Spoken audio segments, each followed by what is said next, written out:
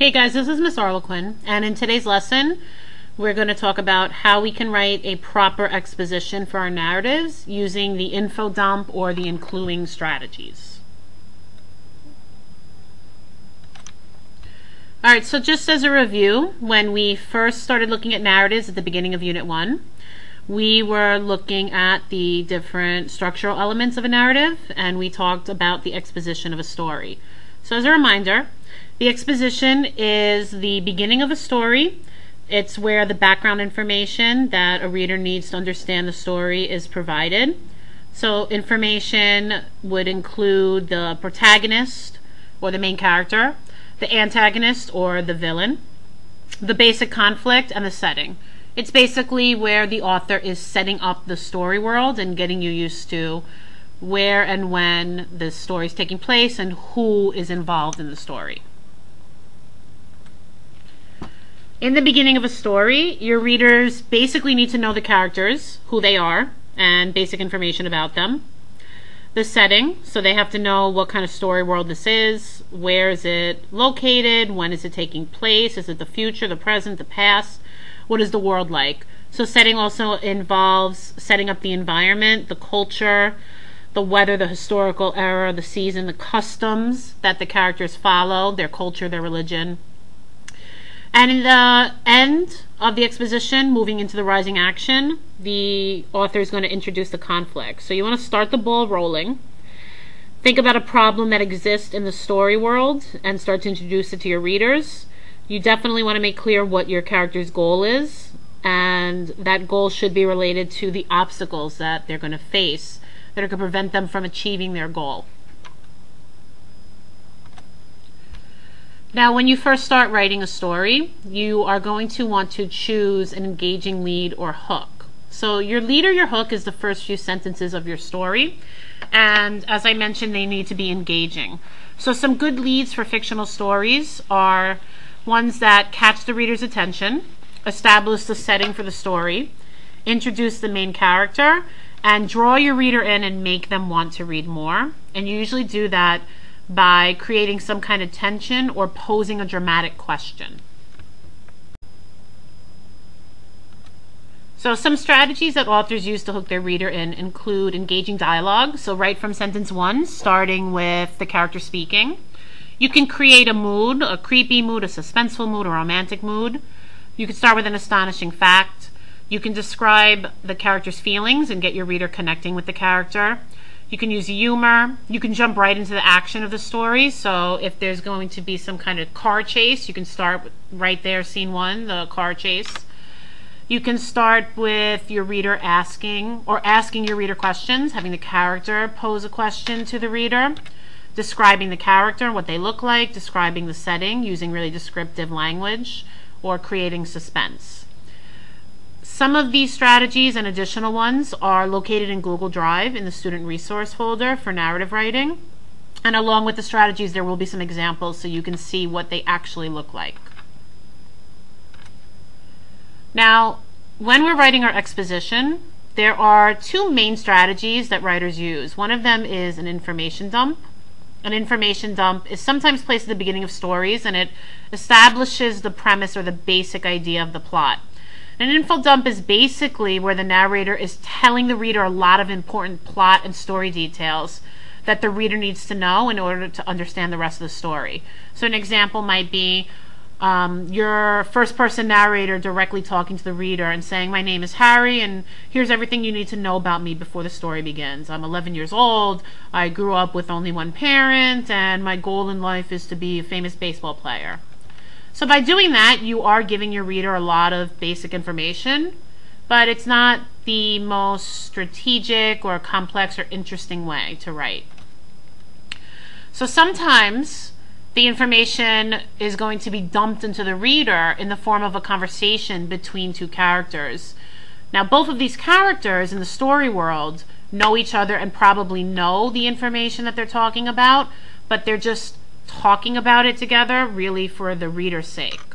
It's called the "as you know, Bob" conversation. So you might have a character say, "As you know, Bob, I met Mary in college and we fell in love immediately and have been together ever since, but now I'm worried about her."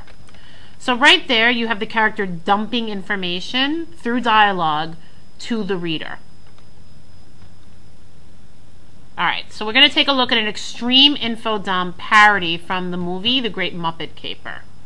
Well, as you can see from this small sampling, modeling is my life. It is my destiny. I shall accept nothing less. I can offer you a job as a receptionist. I'll take it! I'll take it! Oh, thank you! Thank you! Thank you!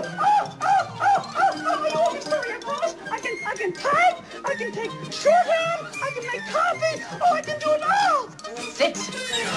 I can sit. I'm very good at sitting. Are you quite under control? Now, I'll be lunching with my brother Nicky. He's second in command here, and he's an irresponsible parasite. But I had to bring him into the business because he squandered his half of the inheritance, and he has categorically no prospects. Not that he's grateful, he still gambles and incurs bad debts, uses my charge accounts, eats my food, and borrows my cars without asking permission. And certainly he's not to be trusted. I wouldn't even put it past him to try to steal my most valuable and largest jewel, the fabulous baseball diamond. And I don't know why his bow ties are always crooked. Still in all, he is my brother. Why are you telling me all this? It's plot exposition. It has to go somewhere. Anyway, I want you to answer the telephone while I'm gone and, straighten up the office. Okay, so in that clip, you had the character telling Miss Piggy all of this background information about her brother, about how his bow ties are crooked, how he has squandered the family fortune and lost all his money, but she has to put up with him because that's her brother and she loves him. She's telling Miss Piggy all of this basic background information about her brother, and it's a parody because Miss Piggy points it out and says, "Why are you telling me all this?" And then Miss Halliday even says to her, "Oh, it's plot exposition. It has to go somewhere." So they're acknowledging the fact that they just had the character talk and talk and talk about the brother. In real life, you probably wouldn't spill all of these secrets about your brother to a new employee. But because it's a movie and they need the reader to know all this about the brother, they're doing it and they're kind of making fun of it. So this is a really perfect example of what an info dump is like. To go back to the example before our clip, the As You Know Bob, what makes this an info dump, and it's through the use of dialogue, is the fact that the character is telling Bob all of this stuff about Mary that the friend that he's talking to probably already knows. If they're friends, then Bob already knows that the character met Mary when they were in college. He already knows that they fell in love, and he knows that they've been together ever since. Usually when you're friends, you know that stuff about your friend. So he's telling Bob all of this stuff not for Bob's sake. All of that is backstory. He's saying it so that the reader knows, because we've never met these two characters before. We don't know about this character's relationship with Mary. And by this character telling Bob about it, we actually learn the facts. The important part is here when he says, "But now I'm worried about her." The worry about Mary is the current situation. It's probably even the dramatic question. It's what's going to take up most of the narrative, most of the conflict. We're going to find out what exactly is wrong with Mary, and there'll be some obstacles and some conflict revolving around that. Now, even though this is effective in that it does give the reader information that we need to know to set up the narrative, it's a clumsy way to tell the backstory. It is dumping the information on the reader. Now, a more sophisticated and better strategy is the incluing strategy. That is the technique of world building, and that's where you gradually expose your reader to the background information about the world in which a story is set. And the idea to this strategy is to slowly clue your reader into the world without them being aware of it. Instead of dumping all of this information into a long paragraph or a long dialogue, you want to build it throughout the story. So including can be done in a number of ways. It can be done through conversation between characters, background details, or by establishing scenes where a character is followed through their daily life. So we actually have an example of this from The Chaser. When Alan and the old man are having a conversation where the old man is describing the effects of a love potion, through that conversation, Alan reveals some very important background information, and this is where we learn about Diana. Alan says she is so fond of parties when the old man tells him that after the love potion, Diana is only going to want solitude. So very subtly we learn that Diana is a party girl. And then a little later in the conversation, the old man tells him that she will want to be everything to you. And then Alan responds by saying she is already, only she doesn't care about it. And so this is also another important background detail that tells us about Diana and Alan's relationship. Through this, we learn that Diana does not love Alan back, but Alan is lovesick and cares only about Diana. And you can see that there's two very important story background details that are given to us in a very subtle way through casual conversation. Now, a couple of ways that you can reveal story information and use the including strategy are first through conflict. So this is an excerpt from a famous novel called The Trial by Franz Kafka. And it starts with, someone must have been telling lies about Joseph K. He knew he had done nothing wrong, but one morning he was arrested. And so this sets you up for the story in an interesting way. You have suspense. You want to know why he was arrested. And you already have some background information about how there are people that are telling lies about the main character. You can use exposition through dialogue, like this excerpt from Harry Potter and the Deathly Hallows. In this excerpt, Dumbledore is speaking to Harry, and we learn some important story background. Voldemort took your blood, believing it would strengthen him. He took into his body a tiny part of the enchantment your mother laid upon you when she died for you. His body keeps her sacrifice alive, and while that enchantment survives, so do you, and so does Voldemort's one last hope for himself. And so through this conversation, not only does Harry learn important story information, but we learn very important story information that is vital to the development of this story's conflict.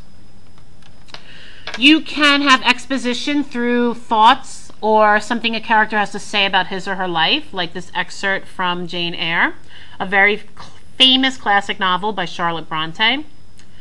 There was no possibility of taking a walk that day. We had been wandering indeed in the leafless shrubbery an hour in the morning, but since dinner, Mrs. Reed, where was no company, dined early. The cold winter wind had brought with it clouds so somber and a rain so penetrating that further outdoor exercise was now out of the question. I was glad of it.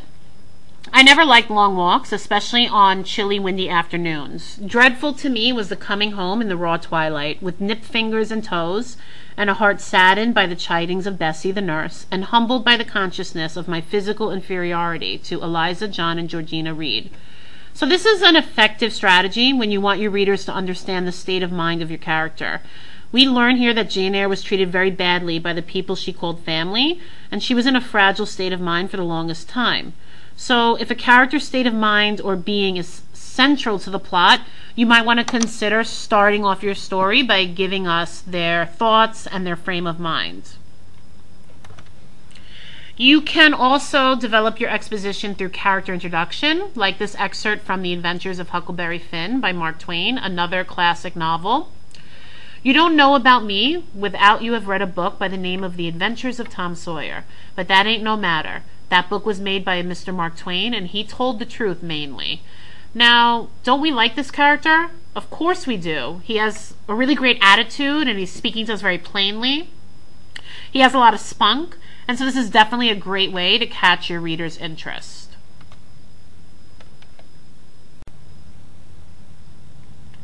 Finally, you can have exposition through key background information or narration, like this excerpt from The Emperor's New Clothes by Hans Christian Andersen. Many years ago, there lived an emperor who loved beautiful new clothes so much that he spent all his money on being finely dressed.